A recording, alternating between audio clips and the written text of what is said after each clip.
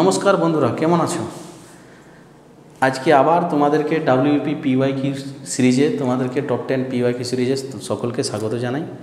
আজকে আমরা নাম্বার সিস্টেমের পার্ট 3 নিয়ে এসেছি। আমরা নাম্বার সিস্টেমের দুটো পার্ট দিয়েছি, একটা বড় পার্ট আর একটা হালকা ছোটো, ওইটারই বাকি ছিল, সেটা দিয়েছিলাম। আমরা এরকমভাবে নাম্বার সিস্টেমের 6টা পার্ট দিব, তাহলে ডাব্লিউপির মোটামুটি কভার হবে। চেষ্টা করব আমি পুরোটা কভার করার, ঠিক আছে? আর ভিডিওটা যদি ভালো লাগে তাহলে অবশ্যই লাইক করো, কিছু শেয়ার করে দিও, হ্যাঁ, যাতে আমার একটু ভিডিও করতেও ইন্টারেস্ট লাগে, যাতে চ্যানেলটা একটু গ্রোথ পায়, ঠিক আছে? সাহায্য করো, হেল্প করো। এরপরে দেখো আমি কোয়েশ্চেন শুরু করছি, আর অবশ্যই টেলিগ্রাম চ্যানেলে যুক্ত হবে, লিঙ্ক নিচে দেওয়া থাকে, ঠিক আছে? এইখানে দেখো, এই যে কোয়েশ্চেনটা আছে, একটি বইয়ের পৃষ্ঠা 1 থেকে শুরু করে সংখ্যায়নের জন্য মোট 3269টি অঙ্ক, মানে ডিজিট, অঙ্ক মানে কি ডিজিট ব্যবহার করা হয়েছে। মানে কি, ধরো 1 নম্বর পেজকে যদি নাম্বার করি একটা ডিজিট, 2 নম্বর পেজকে যদি নাম্বার করি তাহলে একটা ডিজিট, এরকমভাবে 1 থেকে 9 নম্বর পেজ পর্যন্ত যদি আমরা নাম্বার করে যাই তাহলে 9টা ডিজিট লাগে। সেরকমভাবে 10 থেকে আমরা যদি 99 পেজ পর্যন্ত নাম্বার করে যাই, মানে একটা পেজে 2টা করে ডিজিট লাগে, ঠিক আছে? তো একটা পেজে 2টা করে ডিজিট লাগবে, তাহলে মানে এইখানে তোমার 90টা পেজ হবে, ঠিক আছে? 90টা পেজে তোমার 2টা করে ডিজিট, মানে 1, 8, 80, 180টা ডিজিট লাগবে। ডিজিট মানে অঙ্ক সংখ্যা, ঠিক আছে? যেমন 10, 11 নম্বর পেজ যদি আমি নাম্বার করি, 1 আর 1 2টা অঙ্ক, এইরকমভাবে বলতে চাইছে সে। তো এতগুলা অঙ্ক লেগেছে, তাহলে বইটার পেজ নাম্বার কত, এইটা একটা কোয়েশ্চেন থাকে তোমার। এই কোয়েশ্চেনটাকে আবার ঘুরিয়ে দেওয়া হয়। এটা কোনো প্রিভিয়াস ইয়ারের কোয়েশ্চেন নয়, আমি নিয়েছি ওই উপরেরটা বোঝানোর জন্য। আমি দুটা কোয়েশ্চেন তোমাদেরকে করে দিই, তাহলে তোমরা এই টাইপের কোয়েশ্চেন আরামসে করতে পারবে। যেমন একটি বইয়ের মোট পৃষ্ঠা সংখ্যা 1200 আছে, বইটি সংখ্যায়নের জন্য মোট কতগুলি অঙ্ক প্রয়োজন হবে। দেখো এখানে পেজ নাম্বার দিয়ে আছে, ডিজিট নাম্বার বার করতে বলা হয়েছে। আগেরটাই তোমার ডিজিট নাম্বার ছিল, পেজ নাম্বার বার করতে বলা হয়েছে। দুরকমভাবে কোয়েশ্চেনটা তোমার পড়ে। এইবার দেখো, আমি যে নিয়মটা বলবো ভালো করে ধ্যান দিয়ে শুনবে। 2 লাইনে হবে, 2 লাইনে। আমি যে নিয়মটা বলছি সেটাতে অঙ্কটা 2 লাইনে হবে, দুটো অঙ্কই 2 লাইন হবে। যে কোনো অঙ্ক এখানে তোমার এই টাইপের অঙ্ক 2 লাইনের বেশি হবে না। ভালো করে ধ্যান দিয়ে বুঝবে। আগে আমি বলতে চাইছি কি, যদি আমরা এইখানে 1 থেকে 9 পর্যন্ত যদি নাম্বারিং করি 9টা ডিজিট, এরকমভাবে হিসাব আমরা করব না। আমরা কিছু জিনিস আমরা লিখতে শিখব। কীরকম লিখতে শিখব? মুখস্থ নয়, লিখতে শিখব। যদি আমরা 1 থেকে 99 পেজ পর্যন্ত যদি নাম্বারিং করি, 1 থেকে 99 পেজ পর্যন্ত যদি নাম্বারিং করি, তাহলে আমার কটা অঙ্ক লাগে জানো? দেখো কিভাবে আমি ডাইরেক্ট লিখব। ডাইরেক্ট লিখতে শিখো। 2টো 9 আছে, নাম্বার কত 2, তার থেকে 1 কম করে লিখো। 2 1 কম করে লিখো। যেটা 9 তার যত নাম্বার, 2টা 9 2 নাম্বার, 2টা 9 2টা সংখ্যা কত 2, তার থেকে 1 কম করে লিখব। মানে 2 এর থেকে 1 কম হয়ে যাবে কত, 1। এইখানে যত লিখলাম 8 ততগুলাই লিখব, শেষে 9 হবেই হবে, ঠিক আছে? নাই বুঝতে পারলে কোনো টেনশন নিও না, কোনো চাপ নাই। পরেরটা দেখো, আমি যদি 999 পেজ পর্যন্ত নাম্বারিং করি, এখানে 3টে 9 আছে না, তো আমি এখানে কত লিখব বলো না, 2 লিখব। 3টে 9 আছে, একটা কম, 2 লিখব। 2 লিখেছি বলে 2টো 8 লিখব, শেষে 9 হবেই হবে। তাহলে ডাইরেক্ট আমি ডিজিট নাম্বার বার করতে পারবো 999। যেমন আমি যদি এখানে বলি 4টে 9 আছে, তাহলে এখানে 3 লিখব, 3টা 8 লিখব, 9 লিখে দেব, ঠিক আছে? একটা 9, শেষে একটা 9 হবেই হবে। একজনকে আমি দেখছিলাম ভিডিও করছিল 1 থেকে 9 থেকে, এরকম হিসাব করতে গেলে যদি একটু বড় তোমাকে দিয়ে দেয় তাহলে মরিয়ে যাবে তোমার। এরকম নয়, ঠিক আছে? আমিও দেখি ভিডিও, অনেকে দেখা ভালো, দেখে শিখো। আমিও যেমন শিখি লোকের দেখে, ঠিক আছে? আমারওটা দেখো, আমারও দেখে অনেকেই শিখতে পারবে, অনেক টিচার শিখতে পারবে, অনেকে, ঠিক আছে? অনেক ছাত্র শিখতে পারবে অনেক জিনিস, সবাই সব কিছু জানা নেই। এইবার দেখো শোনো, এখানে 1200 পেজ আছে, তাহলে 1 থেকে আমরা ডাইরেক্ট 999 পেজ পর্যন্ত নাম্বারিং করতে পারবো। এত পেজ পর্যন্ত যদি নাম্বারিং করি তাহলে আমার ডিজিট লাগবে কটা? আরামসে বলতে পারবে কি, ডিজিট লাগবে 2, 8, 8, 2889টা আমার ডিজিট লাগবে, ঠিক আছে? বাকি কটা পেজ থাকলো তো তুমি আরামসে বলতে পারবে কি, 1200টা পেজ ছিল, 999 মাইনাস করে দেব, ঠিক আছে? তাহলে 201টা পেজ হলো, 201টা পেজ। এরপরে দেখো 999 পেজ পর্যন্ত তোমার কটা ডিজিট থাকবে বলো না? 3টা। 999 পেজ পর্যন্ত 3টা ডিজিট থাকবে। তো তার মানে 3 ডিজিট এখানে শেষ হলো। তার মানে এরপরে যখন আমি 1000 নাম্বার পেজটাকে নাম্বারিং করব, 1000 নাম্বার, ঠিক আছে, যখন আমি 1000 নাম্বার পেজকে নাম্বারিং করব তাহলে কটা ডিজিট লাগছে বলো না? 4টা। সেরকমভাবে দেখো 1100 নম্বর পেজকে যখন আমরা নাম্বারিং করবো 4টা, 1200 নম্বর, তার মানে 1000-এর পর থেকে যে কোটা পেজকে নাম্বারিং করবো 4টা ডিজিট লাগবে। 201টা পেজ আছে, তাহলে একটা পেজে যদি 4টা ডিজিট লাগে, 4টা পেজে কত লাগবে বলো? 804টা। ব্যাস, এই দুটাকে যোগ করে দাও, ঠিক আছে। আচ্ছা, এটা যদি না বুঝতে পারো তো আমি বলছি আর একবার। দেখো 999 পেজগুলো, আমার 201টা পেজ বাকি আছে। 3 ডিজিট এখানে দেখো, 3টা নয়, 3 ডিজিট শেষ, 4 গুণ, 4 ডিজিট শেষ হলে 5 গুণ। এটা বুঝতে পেরেছো? এবার যোগ করে দাও। 13 3 হাতে গেলে 9, 16 6 হাতে গেলে 36, 93 তোমার কী হয়ে গেলো? অ্যান্সার হয়ে গেল, ঠিক আছে। এইবার আমরা 1 নম্বর কোয়েশ্চেনটা আরামসে করতে পারবো। দেখো 1 নম্বর কোয়েশ্চেনটায় আছে কি, একটি বইয়ের পৃষ্ঠা 1 থেকে শুরু করে সংখ্যায়নের জন্য মোট 3269টি ডিজিট লেগেছে। এখানে পেজ নাম্বার বাড়ি করতে বলা হয়েছে। তাহলে আমরা চোখ বন্ধ করে কত ডিজিট পর্যন্ত নাম্বারিং করতে পারবো? দেখো 3200 আছে, তাহলে 38,000 তো যেতে পারবো না, 189 থেকে বেশি হবে, 2800। দেখো 2800 ডিজিট পর্যন্ত আমরা আরামসে চোখ বন্ধ করে আমরা নাম্বারিং ফটাফট করে করে যাব। তারপরে আমাকে হিসাব করতে হবে। তার মানে আমি কি করব, 1 থেকে 999 পেজ পর্যন্ত আরামসে আমি এখানে নাম্বারিং করব। আর এখানে আমার ডিজিট কতগুলা খরচা হয়ে গেছে তুমি বলবে? ডিজিট আমার 2889 ডিজিট খরচা হয়ে গেছে। তো বলবে কতগুলো আমার ডিজিট পড়ে আছে? তো তুমি বলবে কি 3269 ডিজিট আমার ছিল, 2889 চলে গেল। তো তুমি বলবে 0 8 16 হাত থাকলে 1 9 3 12 হাত থাকলে 380টা ডিজিট আমার কাছে পড়ে আছে। এখান থেকে এদিকে যখন পেজ থেকে ডিজিটে যাচ্ছিলাম তখন গুণ করছিলাম। এবার আমি বলবো কি 380টা ডিজিট আমার আছে, এতগুলা ডিজিটে আমার পেজ নাম্বার, এতগুলা নাম্বারিং করলাম, তাহলে এতগুলা ডিজিটে কতগুলা করা যাবে? তো এখানে দেখো 999 পেজ পরে 4টা করে ডিজিট পড়বে। তো আমি এইখান থেকে এইখানে যখন গিয়েছিলাম 4 দিয়ে গুণ করেছিলাম। যদি এদিক থেকে এইদিকে আসবো, মানে এক একটা পেজে 4টা ডিজিট লাগে, তাহলে এতগুলো ডিজিট দিয়ে কটা পেজ করা যাবে নাম্বারিং? তাহলে 4 দিয়ে কী করতে হবে? ভাগ করতে হবে। তাহলে এটা ভাগ করলে হয়ে যাবে তোমার 4 9 36, 4 5 20, আরও 95টা পেজ তোমার নাম্বারিং করা যাবে। যোগ করলে হয়ে যাবে কত? 1094 অ্যান্সার হয়ে যাবে। 1094 তোমার অ্যান্সার হয়ে যাবে। তার মানে ডিজিট থেকে আমি এখানে যে গুণটা করলাম, 3 অঙ্কের শেষ 4 অঙ্ক, 4 দিয়ে ভাগ। এই ডিজিট থেকে পেজ থেকে ডিজিটে গেলে গুণ, ডিজিট থেকে পেজে গেলে ভাগ। ব্যাস এইটুকু তোমার করতে হবে, 2 লাইনে তোমার অ্যান্সার হবে, ঠিক আছে। পরের কোয়েশ্চেনে চলে যাও। পরের কোয়েশ্চেন 3 নম্বর কোয়েশ্চেন আছে। দেখো কয়েকজন ভিখারিকে 6 পয়সা করে দিলে কৌশিকের কাছে আর 7 পয়সা বেশি থাকে। এটা এক্স ধরেও করা যায়, ইউনিট ধরেও করা যায়। হ্যাঁ, আমি দুটাই করে দিচ্ছি। আমি ধরলাম একজন ভিখারি আছে, একজন, তাহলে 6 জনকে যদি 6 পয়সা করে দিই একজনকে, তাহলে কত দিবে? 6x। কত পড়ে থাকবে? 7 পয়সা পড়ে থাকবে, মানে +7। আবার সেম টাকা মানে সমান 8 পয়সা করে দিলে মানে 8x। তো 5 পয়সা কম পড়ে, মানে -5, ঠিক আছে।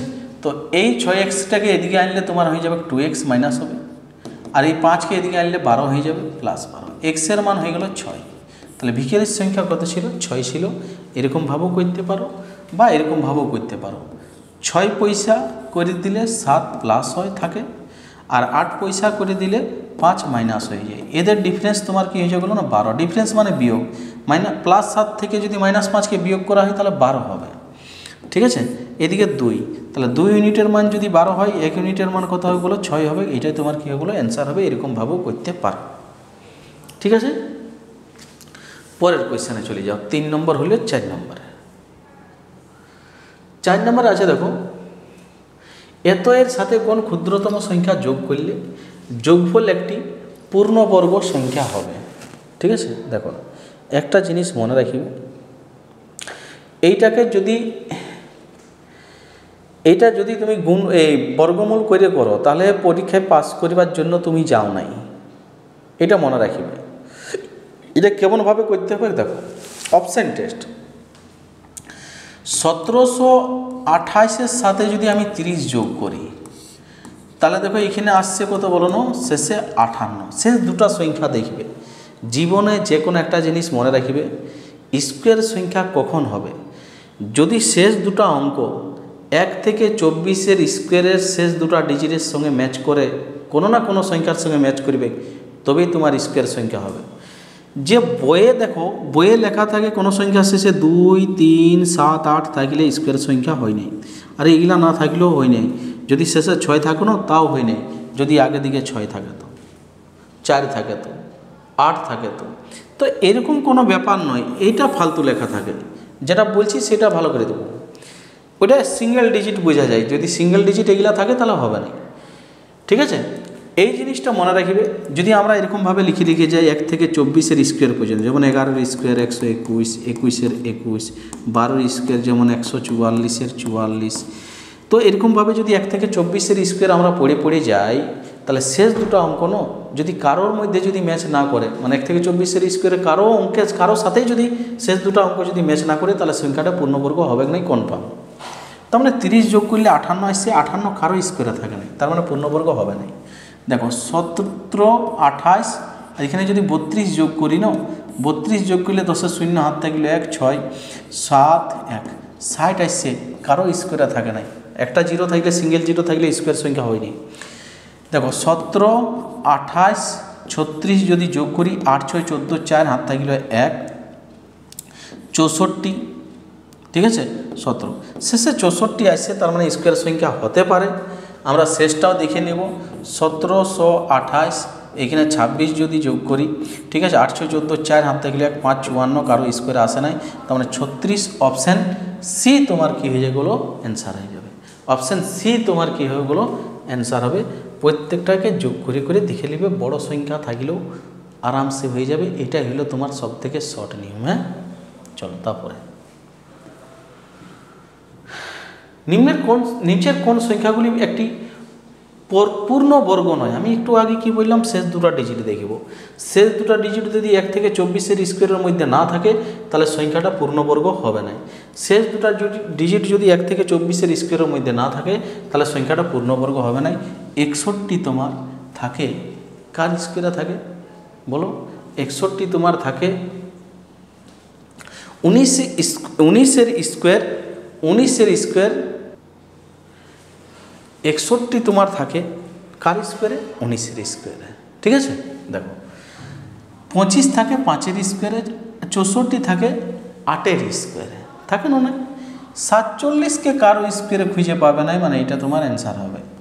আচ্ছা, এটাও বলতে পারো কি সিঙ্গেল ডিজিট দেখেও এখানে এই অ্যান্সারটা করা যাবে কি, কোনো সংখ্যার শেষে 2, 3, 7, ঠিক আছে, 8 যদি থাকে, তাহলে সংখ্যাটা পূর্ণবর্গ হবে না।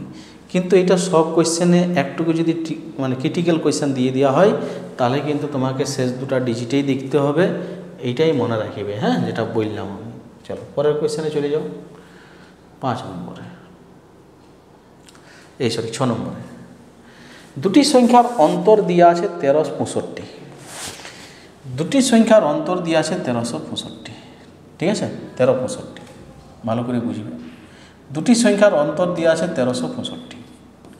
এবার কি বলা হয়েছে কি, ছোট সংখ্যাটির দ্বারা ভাগ করলে বড় সংখ্যা মানে এক্সকে ওয়াই দিয়ে যদি ভাগ করি, তাহলে ভাগফল হয় 55। ঠিক আছে, নিচে লিখছি, ওয়াই দিয়ে যদি এক্সকে ভাগ করি, তাহলে ভাগফল হয় 55, আর ভাগশেষ হবে তোমার কত বলো না, 15। তাহলে আরামসে বলবে, বলো যেটা ভাজ্য হয় সেটা সমান কী হয়, ভাজক গুণিত ভাগফল যুক্ত ভাগশেষ, মানে 55y প্লাস 15। মানে এক্সের জায়গাটায় আমি এটা লিখতে পারি 55y প্লাস 15 মাইনাস ওয়াই সমান 1365, আরামসে হয়ে গেল। 54y সমান এটা যদি মাইনাস করি, তাহলে 1350 হয়ে যাবে। হয়েছে, ওয়াইয়ের মান হয়ে যাবে, এটা যদি কাটি আমার, দেখো 25, 2, 5, 25 অ্যান্সার হয়ে যাবে। ছোটো সংখ্যাটি তোমার কত হয়ে গেল না, 25, অপশান এ তোমার অ্যান্সার হয়ে গেল। পরবর্তী কোয়েশ্চেনে চলে যাও। 7 নম্বর, নিচের কোন সংখ্যাটি 12 দ্বারা বিভাজ্য? দেখো 12 দ্বারা বিভাজ্য চেক করতে গেলে, দেখো যে কোনো যদি ডবল ডিজিট থাকে, তাহলে পরস্পর মৌলিক সংখ্যায় ভাঙতে হবে। কিসে ভাঙতে হবে? পরস্পর মৌলিক সংখ্যায় ভাঙতে হবে। তো এখানে তোমাকে কি কি চেক করতে হবে, 4 দ্বারা আর 3 দ্বারা। কোনো সংখ্যা 4 দিয়ে যদি ভাগ গেছে আর 3 দিয়েও ভাগ যেতে হবে, তাহলে 12 দিয়ে ভাগ যাবে। 4-এরটা মানে কি বলে, 4-এর রুলটা বলে শেষ দুটা সংখ্যা। কোনো সংখ্যার যদি শেষ দুটা সংখ্যা 4 দিয়ে ভাগ যায়, তাহলে পুরো সংখ্যাটা 4 দিয়ে ভাগ যাবে। 3-এর নিয়ম কি বটে, 3-এর নিয়ম বটে কি, ধরো শুনো এরকমভাবে 3 কাটে কাটে যাব, যদি পুরাটা কাটি যায় 3 কাটে কাটে গেলে তাহলে সংখ্যাটা তোমার 3 দ্বারা ভাগ যাবে। যেমন এখানে 3 কাটছে, 5 আর 1 6 3 কাটছে, 2 আর 1 3 3 কাটছে। এরকমভাবে যদি পুরা সংখ্যাটা কেটে যায় তাহলে পুরা সংখ্যাটা তোমার 3 দিয়ে ভাগ যাবে। এখানে দেখছি 4 দিয়ে এটা ভাগ যাবে, 4 দিয়ে এটাও ভাগ যাবে, 4 দিয়ে 4 × 52, 4 দিয়ে তোমার 4 × 2 = 8, 4 দিয়ে এটা ভাগ যাবে না, মানে শেষ দুটো সংখ্যা ভাগ যাচ্ছে না, তার মানে একটা অপশান আমি 4 দিয়ে বাদ দিতে পারলাম। এবার 3 দিয়ে চেক করব, 3 দিয়ে এটা তোমার ভাগ 3 এখানে 9 আর 5 4 9, এটা 3 দিয়েও যাচ্ছে 4 দিয়েও যাচ্ছে, তার মানে এটাই তোমার অ্যান্সার হবে। বাকিগুলা দেখিয়ে দিচ্ছি চেক করে, চেক করার প্রয়োজন নাই। যেমন 5 4 9 কাটবে, ঠিক আছে। তারপরে দেখো 7 আর 2 9 কাটছে, আচ্ছা 5 4 9 এটাও তো বিভাজ্য হচ্ছে রে বাবা, ঠিক আছে। দাঁড়াও একটুকু দেখতে দাও কি গন্ডগোল আছে, অপশানে কিছু হয়তো গন্ডগোল আছে। 3 কাটছে, ঠিক আছে, 6 কাটছে, যেমন এটা 3 কাটছে, 5 5 10 আর 8 18, এটাও পুরোপুরি কেটে যাচ্ছে 3 দিয়ে কাটছে। দেখো এটাও 3 দিয়ে পুরো সংখ্যাটা কাটছে, এটাও কাটছে এবং 4 দিয়েও কাটছে, 4 14 4 9 4 13। আচ্ছা এই কোয়েশ্চানটা তোমার হবে, একটু আমি কোয়েশ্চানটা দেখে নিই। আচ্ছা এখানে বলেছে না কোয়েশ্চানটার মধ্যে কিছু গন্ডগোল আছে, বলছে নিচের সংখ্যাগুলি 12 দ্বারা বিভাজ্য বলেছে, তার মানে 3টে সংখ্যা বিভাজ্য হচ্ছে, এরকম হতে পারে নাই। এইটা তোমার কি হবে কোয়েশ্চানটা, কি নিচের কোন সংখ্যাটি 12 দ্বারা বিভাজ্য নয়, এটার অপশানটা হিসাবে তোমার কোয়েশ্চানটা হিসাবে 3টে অ্যান্সার হবে A B C, ঠিক আছে। যদি তোমার এখানে হতো কি নিচের কোন সংখ্যাটি 12 দ্বারা বিভাজ্য নয়, তাহলে অপশান ডি তোমার কি হতে বলো অ্যান্সার হতো, ঠিক আছে। এটা কোয়েশ্চানটার মধ্যে কিছু গন্ডগোল আছে, ঠিক আছে। আমি এটা কোয়েশ্চানটা দেখে নেব, তারপরে তোমাদের যখন আমি কোয়েশ্চানটা টেলিগ্রাম চ্যানেলে দেবো কারেকশন করে দেব, ঠিক আছে। পরে দেখো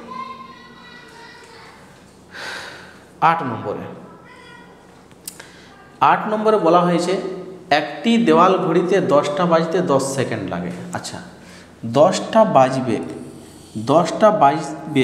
তার মানে 10টা বাজতে গেলে 1 2 3 4 5 6 7 8 9 10, 10টা বাজতে গেলে গ্যাপ তোমার অতিক্রম করতে হবে কটা বলো না, 9টা। তো এই গ্যাপগুলোর হিসাব করতে হবে, তো যটা বাজবে তার থেকে 1 ঘর কম গ্যাপ অতিক্রম করবে। 10টা বাজবে মানে 9টা গ্যাপ অতিক্রম করবে, কারণ 9টা গ্যাপ অতিক্রম করতে 10 সেকেন্ড সময় লাগবে। 12টা বাজবে মানে 11টা গ্যাপ অতিক্রম করবে, মানে 11টা গ্যাপ অতিক্রম করতে তোমার কত সেকেন্ড সময় লাগবে এটা বাইর করতে হবে। তাহলে 110 9 9 কে 9 2 9 2 18, ঠিক আছে। 12 পূর্ণ 2/9 সেকেন্ড, মানে অপশান বি তোমার কী হবে বলো অ্যান্সার হবে। তারপরে চলে যাও তোমার 9 নম্বর কোয়েশ্চানে, ঠিক আছে। এই কোয়েশ্চানটা মারাত্মক কোয়েশ্চান এবার পড়েছিল। দেখো 100 থেকে 300 এর মধ্যে 11-র গুণিতকগুলির সমষ্টি কত, ভালো করে বুঝবে। প্রথমে আমি 11-র গুণিতক 100 থেকে 300-র মধ্যে কটা সেটা বার করব। 100 থেকে 300-র মধ্যে 11-র গুণিতক কটা সেটা বার করব। কীভাবে বার করব, দেখো 300-কে 11 দিয়ে ভাগ করব, 11 দুগুণে 22, 8 0 7 11 77 3। তো তুমি বলবে কি 27টা তোমার 11-র গুণিতক আছে, সেটা কোথার থেকে, 1 থেকে, কিন্তু আমার কোয়েশ্চেনে বলেছে 100 থেকে 300, তার মানে 100-র মধ্যে কতগুলো 11-র গুণিতক আছে 1 থেকে 100-র মধ্যে, তো তুমি বলবে 9টা আছে, ঠিক আছে। তো আমি বলবো কি 100 থেকে 300-র মধ্যে কতগুলো আছে, তাহলে 27 - 9, 27 - 9 মানে কটা, 18টি আছে। আচ্ছা যে কোনো গুণিতক সিরিজের যোগ কি হয় দেখো শোনো, 100-র পরে 11-র গুণিতক কি হবে, 100-র পরে 11-র গুণিতক কি হবে 110, তারপরে কত হবে বলো না 121, এরকমভাবে তোমার সিরিজটা চলতে থাকবে। 300-র আগে শেষ গুণিতক কত হবে? পুরো 3 অবশিষ্ট থেকেছিল, তো 3 মাইনাস করে দাও। 300 থেকে 3 মাইনাস গেলে কত? 297। তাহলে শেষ গুণিতকটা মানে শেষ 11 দিয়ে ভাগ যাবে সেই 300-র আগের সংখ্যাটা 297। তার মানে প্রথমটা হইল তোমার 110, শেষেরটা হইল কত বলো? 297।